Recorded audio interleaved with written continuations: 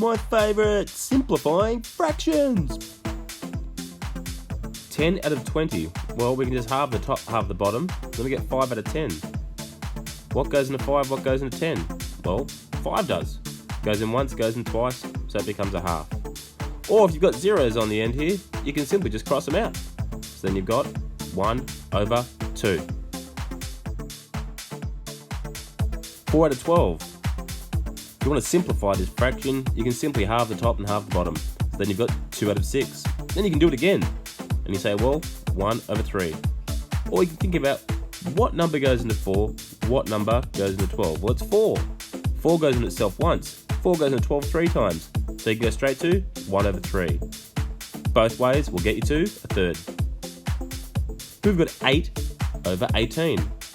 What number goes into 8? What goes into 18? Well, it's 2. We can chop it in half. So we got 4 over 9. 5 over 15. What number goes into 5? What number goes into 15? Well, the answer is 5. 5 goes into itself once. 5 goes into 15 3 times. So 5 over 15 is simplified to 1 over 3. 9 over 12. What number goes into 9? What number goes into 12? Well, it's 3. 3 goes into 9 3 times. 3 goes into 12 4 times. 9 over 12, same as saying 3 quarters. 36 out of 60. Well, we can decide to just do the halving method again. 18 out of 30. Then we can halve it again. 9 out of 15. Then we can think, what number goes into 9? What number goes into 15? Well, the answer is 3. Goes into 9 3 times, goes into 15 5 times. So 3/5 is our simplified fraction. Or straight away you can think, well, what number goes into 36 and 60? The answer is 12. So 12 goes into 36 3 times and 12 goes into 60 5 times. It gets you to 3/5. Both ways will get you to 3/5. 160 over 400. The best way to simplify fractions when they have zeros is to simply chop them off, as long as you've got one on the top and the bottom.